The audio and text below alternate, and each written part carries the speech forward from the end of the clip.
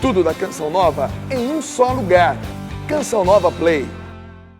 Essa palestra tem o nome daquilo que o Papa João Paulo II disse a nós e aos movimentos eclesiais no dia 30 de maio do ano passado, 1998. Ide por todo o mundo. E o Papa dizia com emoção, o Papa dizia com força, o Papa dizia com o coração com o qual ele expressou nova evangelização, ele dizia, ide por todo o mundo. Ele dizia isso que Jesus disse a todos, sem exceção. Ele dizia agora para as novas comunidades e os movimentos eclesiais que o próprio Espírito Santo suscitou nesses tempos na sua igreja. Era agora o Papa, com a autoridade de Pedro, com a autoridade de Jesus, dizendo não mais às pessoas em particular, uma por uma, mas dizendo às comunidades, dizendo aos movimentos que receberam um fundador, que receberam uma maneira de vida, um modo de viver, dizendo a essas realidades lindas de igreja, suscitadas pelo Espírito Santo, como disse o Papa, resposta de Deus para os tempos de hoje, resposta para a igreja, o Papa enviou a essas comunidades, dizendo, ide por todo o mundo. Então eu preciso dizer a vocês que graças a Deus, esse mandato de Jesus que é para todos sem exceção, nós, novas comunidades, temos aí uma graça especial. Eu diria, uma graça e, portanto, uma responsabilidade. Uma graça que a nenhum outro foi dado. É uma graça especial para nós, comunidades. É uma graça especial para nós que fomos suscitados pelo Espírito Santo para viver juntos, em comunidade. Portanto, é responsabilidade nossa. Ou nós fazemos, ou isso fica sem ser feito na igreja. Para lhes dizer melhor ainda isso, tomem comigo o Evangelho de São João, capítulo 17, versículo 20. João 17, 20. Onde Jesus diz, eu não rogo somente por eles, rogo também por aqueles que graças à sua palavra creem em mim. Já já eu retorno esse versículo, mas Jesus continua, que todos sejam um, como tu, Pai, estás em mim e eu em ti. Que também eles estejam em nós, a fim de que o mundo creia que tu me enviaste. Quanto a mim, dê-lhes a glória que tu me deste, para que sejam um como nós somos um, eu neles, como tu em mim, para que eles cheguem à unidade perfeita, e assim o mundo possa conhecer que tu me enviaste e os amaste, como tu amaste a mim. Deixa eu lhes dizer, quando Jesus diz isso, e está no Evangelho de São João capítulo 17, portanto no finalzinho da última ceia, nós temos como pano de fundo tudo aquilo que Jesus foi falando e fazendo na última ceia. Nós temos como pano de fundo o lava-pés, onde os apóstolos chegaram brigando entre si, se rivalizando, competindo, quem é o maior, quem é o menor. E Jesus lhes ensina concretamente, lavando os pés dos seus discípulos e dizendo, eu sou o vosso mestre e o vosso Senhor. Se eu vos lavei os pés, é para que vocês se lavem os pés uns aos outros. Nós temos como pano de fundo, Jesus dizendo, este é o meu mandamento, amai-vos uns aos outros, e aí está a novidade. Jesus havia falado muitas vezes de amor, Jesus havia colocado o amar ao próximo, o amar o irmão, no mesmo plano do primeiro mandamento: amarás ao Senhor teu Deus. Mas agora Jesus fala de um mandamento novo, que era: amai-vos uns aos outros. É o amor que vai, o amor que vem, é amar e é ser amado, é o amar-se em comunidade. Ele dá como exemplo: como eu vos amei. Jesus vivia com os seus apóstolos, Jesus convivia com eles, não somente estava com eles, comia com eles, andava com eles, mas Jesus presenciava as fraquezas deles. Eles foram tendo que tirar as máscaras diante de Jesus. Jesus os conhecia também humanamente por dentro, conhecia a cada um, tanto assim que lhes dava nomes, como chamou a Tiago e João de filhos do trovão. Filho do trovão, filho do trovão, trovãozinho, pelo temperamento que eles tinham. Jesus os conhecia, e os amava, e os perdoava, e os suportava, e os tolerava, e os ajudava a se mudar, e lhes dava chance, lhes dava coragem, e eles sentiam todo esse amor. Um amor não apenas sentimento, mas um amor muito concreto, muito concreto. E agora Jesus podia dizer: esse é o meu mandamento, amai-vos uns aos outros como eu vos amei, amai-vos assim. E Jesus agora, na sua oração sacerdotal, vai dizer ao Pai: Pai, que todos eles sejam um. E dá como exemplo a comunidade da Trindade: como tu estás em mim e eu em ti, que também eles sejam um em nós. E veja bem: a fim de que o mundo creia que tu me enviaste.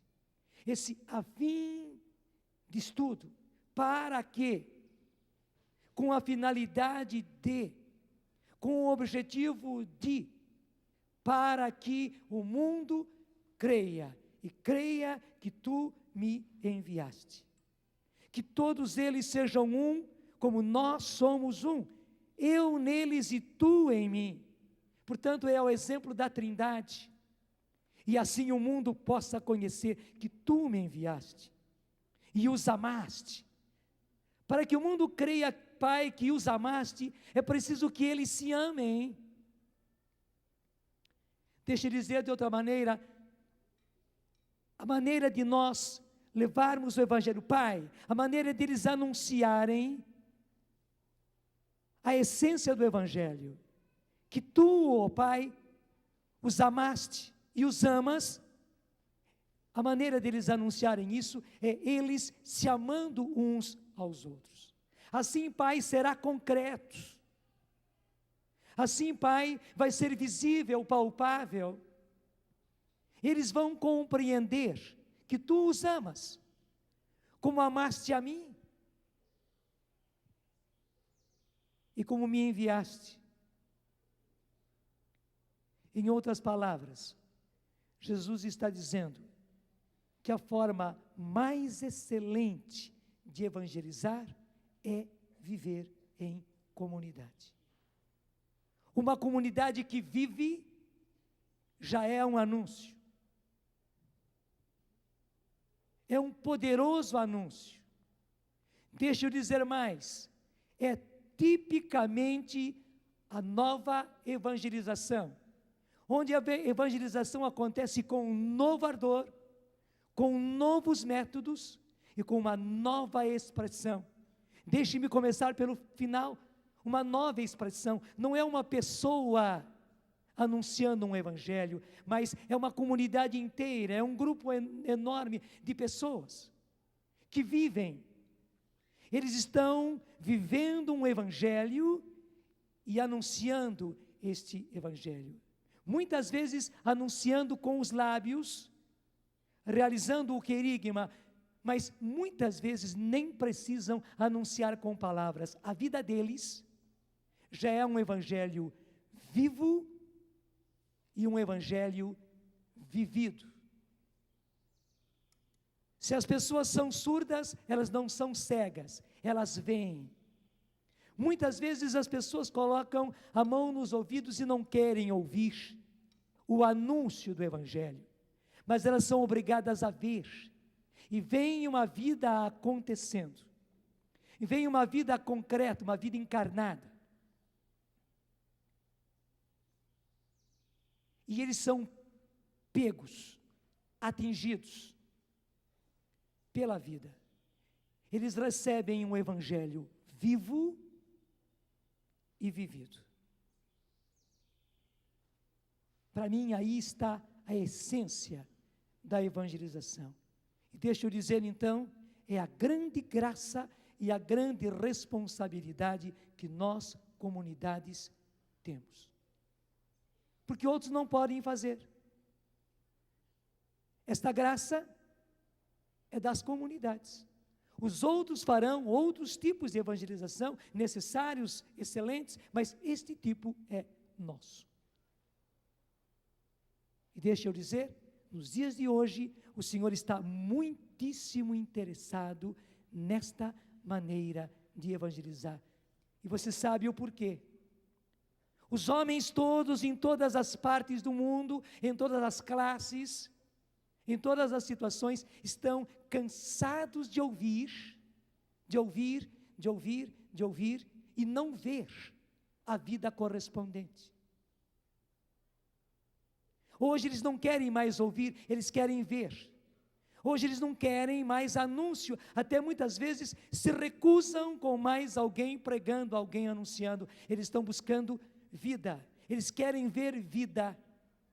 Agora, onde eles encontram vida vivida, daí eles param e querem saber, por quê? Por que vocês vivem assim? De onde vem? Por que razão? Por que é que vocês decidiram-se a viver assim? Me expliquem, como é que se vive assim? Daí as próprias pessoas requerem o anúncio, daí elas mesmas querem receber o anúncio falado, porque a vida já os atingiu. Nós, comunidade Canção Nova, nascemos da Evangelho Anunciante. O meu bispo havia acabado de receber a edição típica da Evangelho Anunciante, que todos os bispos recebem imediatamente. Ele me chamou no escritório dele e eu vi aquele documento, que eu nem sabia que ele existia, todo riscado. E o bispo me disse, Padre Jonas, esse é um documento importantíssimo da igreja. Temos que fazer alguma coisa. E me apontou um artigo, o artigo 43, que diz que os batizados não são evangelizados. E por isso, os batizados hoje precisam passar por uma espécie de catecumenato. O catecumenato era feito antes do batismo. Ali, a Evangelho Anunciante diz que se tornava necessário fazer para os batizados um catecumenato, porque eles não tinham sido evangelizados. E o meu bispo apontava e batia com o dedo naquele artigo e dizia, realmente, os batizados não são evangelizados. Como você trabalha com jovens, e como com jovens é mais fácil, comece a fazer alguma coisa. Foi disso que nasceu a Canção Nova. Eu não tinha percebido, nem o bispo, que o artigo seguinte, o 44, é aquele artigo da Evangelho Anunciante, aquele número da Evangelho Anunciante que diz que a igreja vai sentir-se culpada diante de Deus se para evangelizar não usar os meios potentes que Deus colocou à disposição dela, que são os meios de comunicação social. Um artigo forte, lindo, nós não tínhamos percebido, e era para isso que Deus nos enviava. Quando eu comecei, a ler a Evangelho Anunciante, a estudar a Evangelho Anunciante, eu fiquei muito responsabilizado, porque além de o documento mandar que a gente evangelize, anuncie o Evangelho, que a gente pregue o querigma, o próprio documento dizia que todo anúncio sem o testemunho, sem a vida, seria inútil. Dizia também isso que há pouco eu disse a vocês, que os homens estão cansados de ouvir, as pessoas estão cansadas de ouvir, eles querem vida, eles querem testemunho. O documento urgia sobre isso.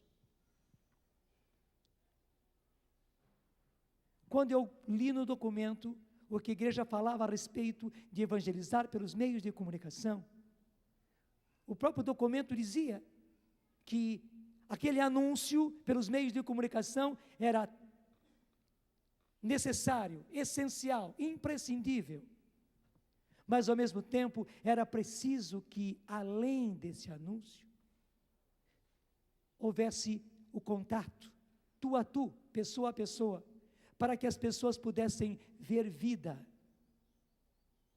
Para mim era uma coisa muito difícil, até mesmo impossível. Meu Deus, como é que nós vamos evangelizar pelos meios de comunicação, pessoas que nós nem vemos, e necessitamos passar para elas um testemunho. Precisamos ter contato, como que pessoal com elas, como é que nós faremos? Mas veja, o Deus que nos chamou para isso, Ele mesmo dispôs tudo. Deus não chamou a mim para evangelizar pelos meios de comunicação, não. Deus chamou uma comunidade inteira, uma comunidade de jovens, portanto dinâmica, cheia de vida. Deus quis uma comunidade que vivesse este evangelho. Eu digo muitas vezes que evangelizar é como você pegar salada, várias verduras, depois colocar os temperos e com as próprias mãos você misturar o tempero com a salada e toda a salada fica temperada. Nós numa comunidade, e nós na Canção Nova, percebíamos que Deus estava nos evangelizando. Nós estávamos sendo evangelizados. E também nos evangelizávamos uns aos outros, quer dizer, íamos nos impregnando do evangelho muito vivo. Porque em comunidade, vivendo juntos, até eu, padre salesiano, professor, estando numa faculdade, lecionando psicologia da aprendizagem, agora eu estava no meio de jovens, vivendo com eles, fazendo tudo com eles, e mais do que isso, nós tínhamos que nos conhecer uns aos outros, e a própria vida juntos nos levava a tirarmos as nossas máscaras. Se não tirávamos, elas caíam. Todos nos conheciam por dentro, os jovens conheciam todos os meus defeitos, e eu não conseguia esconder. Não adiantava o meu colarinho de padre, não adiantava a minha batina, não, eles me conheciam no dia a dia, e eu não conseguia esconder, e nem devia esconder, e na verdade não queria esconder, mas ao mesmo tempo eles também, nós nos conhecíamos por dentro, e aí que está o bonito. Então nós éramos obrigados a nos ver assim, nos ver necessitados de mudança, necessitados de sermos evangelizados, de sermos transformados no Evangelho, de sermos transformados em Cristo. Os nossos defeitos vinham à tona, eu lhes dizia na pregação inicial, nós percebemos que éramos um saco de gatos, eram gatos colocados todos dentro de um saco, que se unhavam uns aos outros, com os nossos defeitos, com as nossas falhas. Então nós éramos obrigados a nos perdoar muitas vezes, a nos aturar, a nos tolerar, mas também a nos animar, a nos ajudar. Nós estávamos vivendo um Evangelho. Nós estávamos vivendo um Evangelho. E começamos a perceber, primeiro, que as pessoas nos vendo concretos, humanos, vivendo um Evangelho, lutando para viver esse Evangelho, nos esforçando para viver esse Evangelho, amando-nos muito concretamente. Não era apenas amor, sentimento, não. O nosso amor era perdão, o nosso amor era saber perder, o nosso amor era ficar quieto, era não falar, era calar-se. O nosso amor era tolerar, era aguentar, era deixar passar. Tanto quanto o nosso amor era corrigir, era ajudar. As pessoas vendo isso, primeiro, elas se animavam. Eu posso também. Vendo-nos tão frágeis, as pessoas se animavam. Vendo o Evangelho se realizando nas nossas vidas, elas queriam também ter as vidas transformadas pelo Evangelho. E o mais impressionante, nós começamos a perceber, no início apenas por rádio, portanto as pessoas não nos viam, apenas nos ouviam, passando o Evangelho por rádio, fazendo programas de rádio. As pessoas percebiam por trás toda uma vida, e por outro lado, nós não conseguíamos deixar de passar a nossa vida. A nossa rádio era uma rádio família, e é isso que encantava as pessoas. Nós falávamos das nossas coisas, nós falávamos das nossas vidas, aquilo que o povo diz, a boca fala daquilo que está cheio o coração. Aquilo que nós tínhamos no coração, aquilo que nós vivíamos, nós não conseguíamos calar. Nós não dávamos notícias, nós não pegávamos conceitos e passávamos esses conceitos para o povo, não. Nós transmitíamos uma vida. E aí começamos a perceber como Deus é Deus, e Ele é capaz de fazer uma evangelização de massa, através de meios de comunicação, mas onde existe testemunho, onde existe vida, onde se passa vida, onde não se fica apenas em conceitos, onde não se fica apenas em teorias, mas graças a Deus também através de um meio de comunicação, onde as pessoas somente ouvem, passava-se vida. Quando chegou a televisão, então foi o máximo, porque as pessoas nos viam. Contemplavam os nossos semblantes, viam o nosso sorriso, mas viam também a nossa apreensão, viam os nossos sustos, viam, traduzido no nosso rosto, os dias em que nós não estávamos bem. Antes percebiam pela nossa voz, depois viam pela nossa cara que nós não estávamos bem naquele dia. E as pessoas, por um lado, se animavam, porque eles são como eu. E por outro lado, também eles tinham uma esperança, eu posso ser transformado. O Evangelho é isso, o Evangelho é dia a dia, o Evangelho é vida. Eu quero viver este Evangelho. Eu falei de nós, porque essa é a nossa experiência vivida. Eu tenho a certeza, você na sua comunidade, vive as mesmas coisas e certamente mais lindas ainda. E hoje o Senhor está querendo dizer para nós, claro, vocês precisam anunciar o Evangelho como todos anunciam, mas você na sua comunidade, vocês na sua comunidade têm uma maneira de evangelizar excelente, necessária, e que eu que sou o Senhor quero que vocês usem. Vocês evangelizam pela vida que vocês vivem. Vocês estão realizando esta passagem da minha oração sacerdotal ao Pai. Pai, que eles sejam comunidade, que eles se amem, que eles se perdoem, que eles se tolerem, que eles se aguentem, que eles se corrijam, que eles se amem, que eles se perdoem, que eles se transformem, que eles se santifiquem uns aos outros, e assim o mundo veja, e assim o mundo creia, e assim o mundo se converta, e assim o mundo saiba que o Pai os ama, e que o Pai me enviou, e assim o mundo saiba que é preciso, que é possível um mundo novo, que é possível uma maneira nova de viver. Pai, faz que eles sejam comunidade. Para mim, quando Jesus diz que sejam um, é o que eu quero mais. Que sejam um, é o que eu quero mais. O meu amor é que os torna capazes, sem medo algum,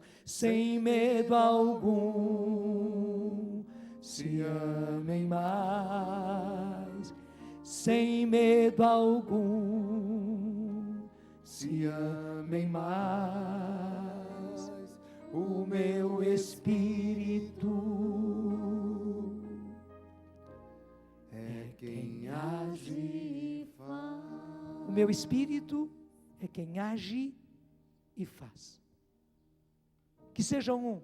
Quando o Pai diz isso, aliás, quando Jesus diz isso, Ele está fazendo, Pai, que eles sejam comunidade, que eles vivam em comunidade, que eles sejam comunidades evangélicas, não no sentido de comunidades protestantes, mas comunidades que vivem o Evangelho, o meu anúncio ao Pai, e assim o mundo creia, que Tu os amas, que Tu me enviaste, e que é possível a civilização do amor, que é possível um mundo novo, que é possível uma sociedade nova.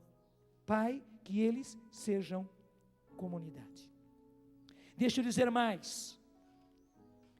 Deus quer evangelizar através da sua comunidade, muito mais por aquilo que vocês são, que você é como comunidade, do que por aquilo que você faz como comunidade. Claro, fazer é importante. Nós da Canção Nova fazemos muito, e temos que fazer muito, 24 horas de programação televisiva, e ao lado outra programação de 24 horas de programação de rádio, com as gravações que fazemos, com as músicas que nós gravamos e cantamos, com tudo isso que vocês veem sendo construído e recebendo o povo aqui, nós fazemos muito, necessitamos fazer muito, mas nós somos os primeiros a saber que nós evangelizamos muito mais por aquilo que nós somos do que por aquilo que nós fazemos. Não adiantaria nós fazermos se não fôssemos. E quero dizer, Deus tem muito mais a fazer através por aquilo que você é, do que através daquilo que você fala, do que através daquilo que você faz. Deixa eu dar alguns exemplos. Na nossa comunidade, um dos nossos princípios de vida é viver reconciliados. Quer dizer, estarmos sempre reconciliados. E por que Deus nos inspirou a essa expressão, viver reconciliados?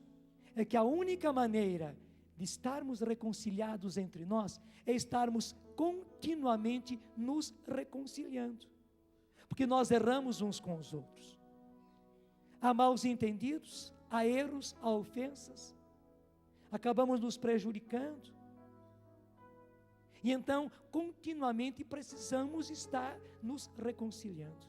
A nossa regra de vida diz que se durante o dia nós não conseguimos, pelo menos no final do dia, antes de dormir, nós precisamos chegar no irmão e nos reconciliarmos.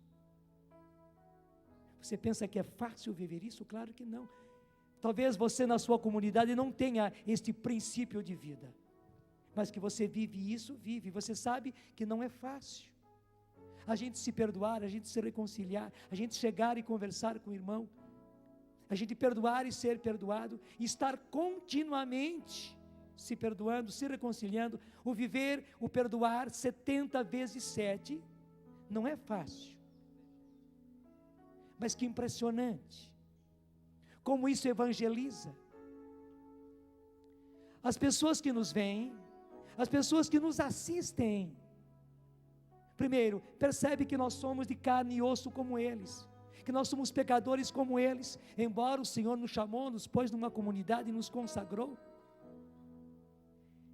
O povo percebe, as pessoas percebem que para eles é possível, que eles podem viver isso, porque nós também temos defeitos e falhas, mas o amor cobre uma multidão de pecados, uma multidão de falhas, uma multidão de defeitos, uma multidão de maus entendidos, e a nossa reconciliação faz com que esta multidão de pecados e defeitos desapareça.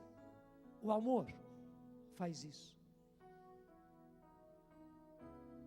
Uma outra coisa impressionante para nós na nossa vida é o viver da providência.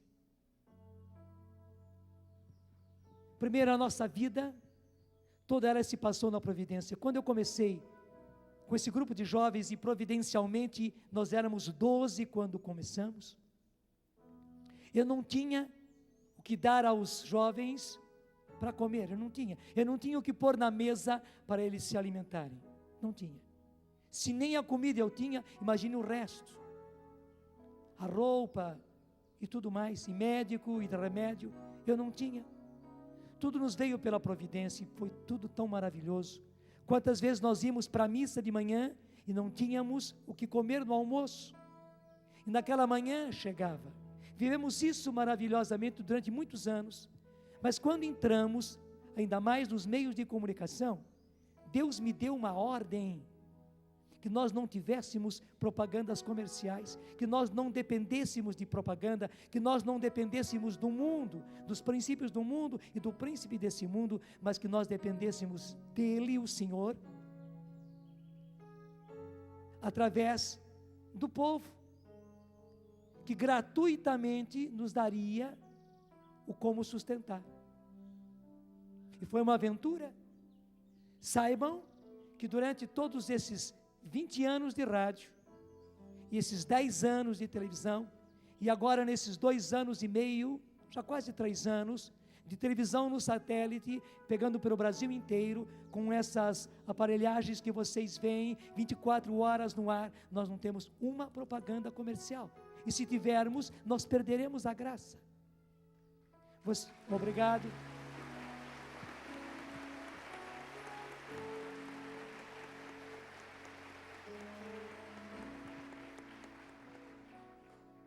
Nesse mês, que terminou, o mês de agosto, e entramos agora em setembro, os nossos gastos só com a televisão, foi de R$1.200.000, R$1.200.000 só com televisão.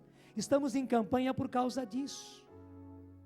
Agora você pensa que é fácil viver da providência? Não é? É terrível. Você acha que é fácil você ter que estender a mão e ficar pedindo como um mendigo, um esmoler? Não é fácil. Atinge profundamente o nosso ego, o nosso orgulho, a nossa vaidade, atinge profundamente. Nós dizemos em português, é uma quebração, nos quebra por dentro. Deixa eu dizer, nos evangeliza, é um golpe mortal, é um golpe de mestre de boxeador, direto no nosso orgulho, direto no nosso egoísmo, direto na nossa vaidade. É um murro muito bem dado debaixo do queixo para derrubar o nosso homem velho. E graças a Deus que nós levamos esses murros continuamente. O nosso homem velho está sendo nocauteado quase que todos os dias, graças a Deus. E esse viver da providência, e hoje esse viver da providência na transparência, porque nós dizemos inclusive as nossas contas, o que gastamos com a aparelhagem, com a Embratel, nós dizemos e apresentamos diante da televisão para que as pessoas vejam. Você não imagina como isso está evangelizando. As pessoas começam a confiar em Deus, como Jesus diz, lá no Sermão da Montanha. As pessoas aprendem a ser como os lírios do campo e como os pássaros do céu. As pessoas aprendem concretamente, veem alguém vivendo isso, buscar em primeiro lugar o reino e a justiça de Deus. E tudo mais vos será dado por acréscimo. Elas veem isso realizado. Deixa eu dizer, inúmeros padres se sentem profundamente questionados, religiosos e religiosas se sentem questionados, bispos veem isto continuamente, por um lado admiram e veem que há um milagre acontecendo a cada mês, porque às vezes para uma diocese, R$60.000, R$50.000, R$100.000, R$150.000, é uma coisa absurda. E nós na Canção Nova, tão pequenininhos, enfrentamos só de televisão 1.200.000, praticamente todos os meses. Se nós gastamos isso de televisão, você imagina o que gastamos no restante. Então nós estamos dependendo continuamente de Deus. E deixe eu dizer, isto é evangelho. Isto é evangelho. Isto é filho que confia inteiramente no Pai, que trabalha, que não deixa de trabalhar, que pede, que precisa de um copo d'água, como precisa de milhões para sustentar uma televisão e pede. E interessante, pede para aquela mulher samaritana, pede para Zaqueu, eu preciso ficar hoje na sua casa, pede. E o fato de pedir para a samaritana é o evangelho para a samaritana. O fato de pedir para Zaqueu, porque Jesus pediu.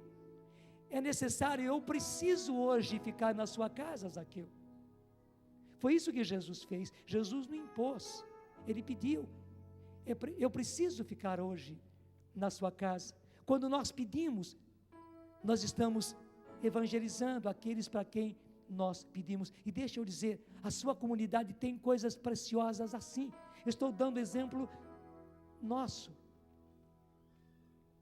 Você evangeliza muito mais por aquilo que você é como comunidade do que por aquilo que você faz, por aquilo que você diz. E digo mais, quando você fala, porque você precisa falar, você precisa anunciar, o evangelho é anúncio. Quando você faz,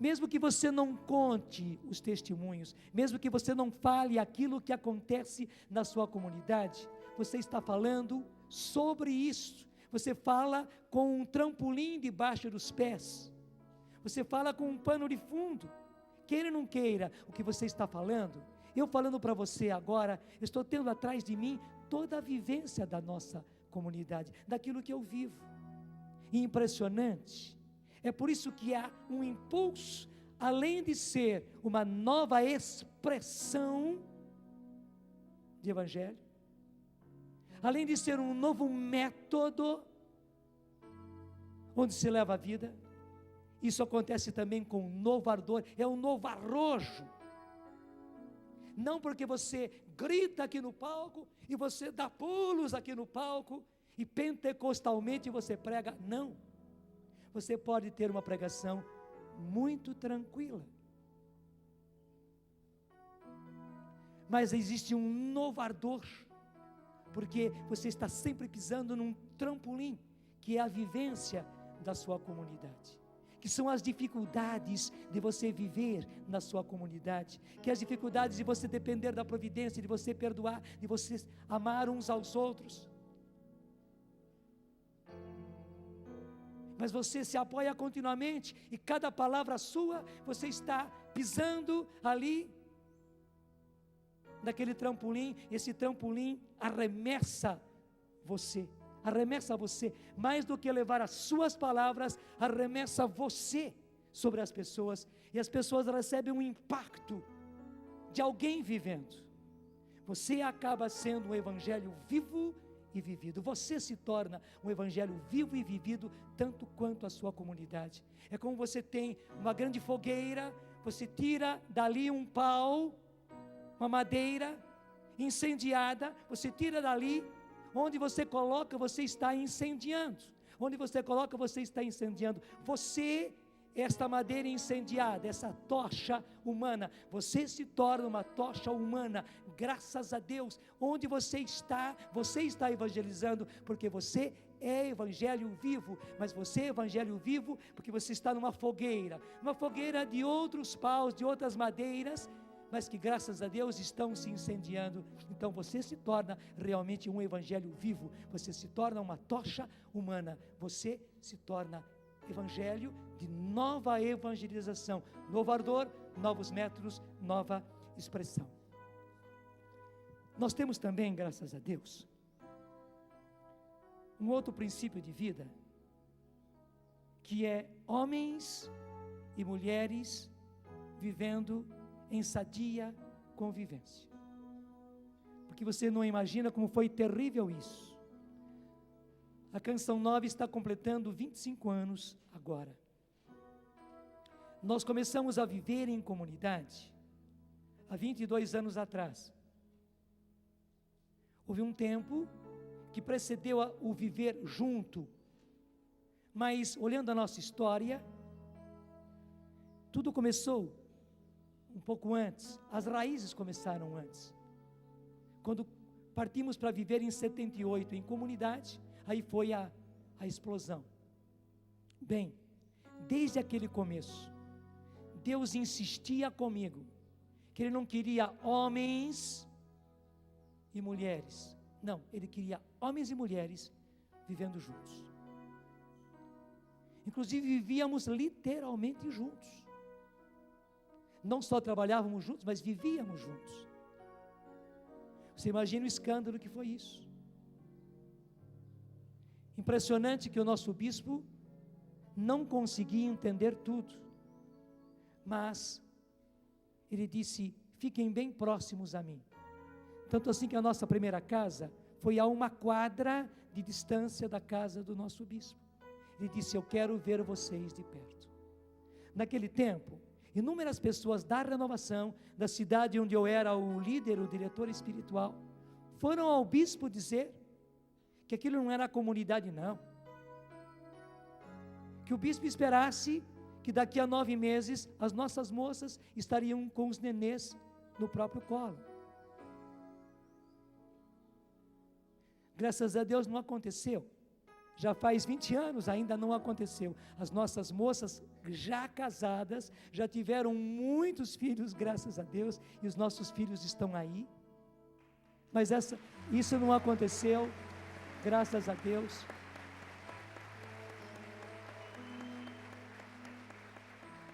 Mas vocês imaginem como foi duro. E eu não podia negar. Deus nos queria homens e mulheres vivendo em sadia convivência. E o impressionante é que nós fomos percebendo que, além de homens e mulheres, havia leigos, seminaristas. Eu já era sacerdote, depois vieram os outros padres. Deus queria adultos e jovens, embora começássemos todos jovens, mas depois esses jovens foram se tornando adultos, alguns adultos vieram. Deus queria todos os estados de vida, Deus queria alguns consagrados, celibatários, todos vivendo juntos. E veja bem, em sadia convivência. Eu fui o primeiro a perceber. Gente, o meu sacerdócio se renovou. Eu já era religioso salesiano, mas eu levei um banho de vida de comunidade. A convivência com as moças da comunidade foi um banho, além do viver ao lado dos outros rapazes, foi um banho, mas o viver ao lado daquelas moças todas foi um banho. Me ajudou tremendamente, me corrigiu tremendamente, mudou muitas coisas, não só dos conceitos, mas da minha maneira de ser, da minha maneira de viver. E eu fui percebendo também que os rapazes, e logo em seguida os nossos seminaristas, porque surgiram rapazes que queriam ser sacerdotes, como a vida afetiva deles era atingida maravilhosamente, pela presença das moças, pela nossa sadia convivência. Quando vieram os casais também, a convivência de casados e solteiros, e os vários casais, maridos e mulheres dos vários casais, vivendo juntos. Depois vieram as crianças. Tudo isso era maravilhosamente saudável para nós. Mas você pensa que é fácil? Eu continuo de carne e osso. Eu continuo tendo uma sexualidade masculina hoje com 62 anos. Mas quando eu comecei 25 anos atrás, e o que eu digo de mim, eu digo dos jovens, que eram apenas jovens no ardor da sua juventude, na época de desabrochar no amor, na época de desabrochar da sua sexualidade. Você pensa que é fácil? Não, não foi. Custou muita luta, muito esforço, muita lágrima, muito suor, muito sangue. Mas que beleza, que forma maravilhosa de evangelizar. Mesmo aqueles que tinham interrogações, que tinham questionamentos. Que negócio é esse de rapazes e moças vivendo juntos? Essa mistura, padre, seminarista, casados, solteiros. Mesmo aqueles que questionavam quando nos viam, quando nos conheciam, quando entravam dentro da nossa vida. Aqueles também que nos viam de longe, e mais do que isso, veja, os que viam a nossa expressão. Deixa eu dizer, eu sou um padre diferente, porque eu fui tratado por uma comunidade onde existem homens e mulheres, adultos e jovens, crianças, padres, diáconos, leigos, todos nós misturados, todos nós. Eu fui tratado assim. O meu banho de beleza foi este, e todos os dias eu estou tomando esse banho de beleza externo e esse banho de beleza interno, de transformação.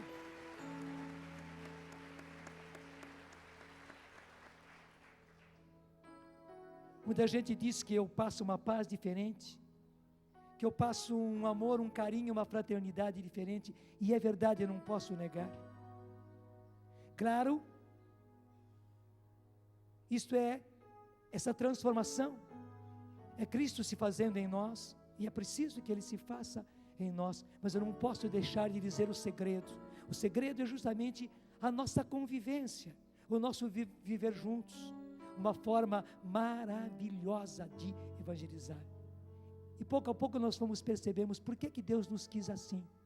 Porque num mundo pansexualizado, um mundo erotizado, um mundo que vive a sexualidade à flor da pele, um mundo de malícia, um mundo depravado, precisava justamente deste sal, precisava desse fermento, de comunidades.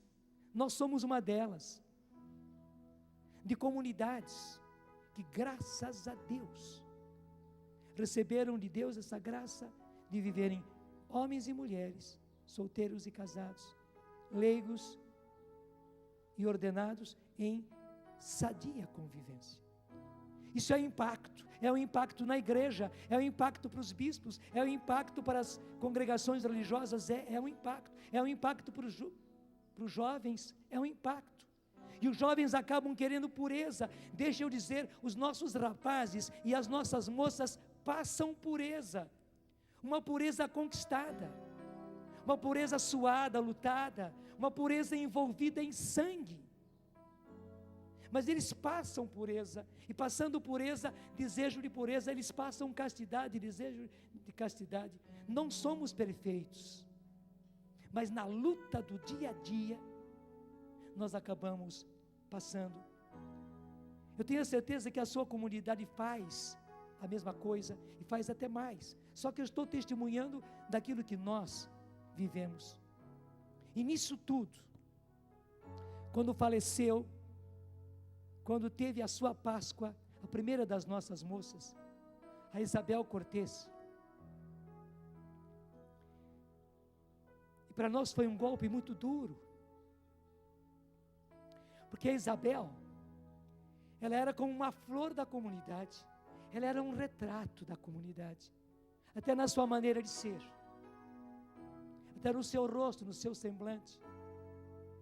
Ela naquele momento tinha sido a melhor locutora da nossa rádio. Ela era a única que tinha diploma de artes dramáticas. Ela fez o curso, ela foi diplomada em artes dramáticas. E mais do que tudo, era só ver a Isabel, o sorriso da Isabel. E muitas vezes não só o sorriso, a risada da Isabel. Quanta gente desse Brasil conheceu a Isabel pelo programa Clube do Ouvinte, na rádio. E ela morreu justamente por causa do nosso carisma. Deixa eu dizer, meses antes, ela foi tirada do microfone, no estúdio de rádio, lá na Bahia, com pessoas que estavam com um revólver na mão. Ela já era diabética, você pode imaginar o que seja isso. Não só tiraram a nossa rádio, à força, mas tiraram-na do ar, falando no ar, sozinha no estúdio. ela e o técnico tiraram-na do ar de revólver na mão. Imagina o impacto que foi. Passaram-se meses e a Isabel teve um pico de diabetes e morreu. Para mim foi uma certeza. Ela era mártir. Ela era mártir. Ela morreu por causa do carisma. Ela morreu por causa da missão. Ela estava na Bahia, bem longe daqui. Eu fui buscá-la. Trouxe o seu corpo. O nosso bispo teve o ato de bondade de presidir a missa. Mas ele disse que eu fizesse a pregação. Então eu me voltei para o bispo e disse: senhor bispo, o senhor nos conhece muito bem, e o senhor conhece também os cânones da igreja.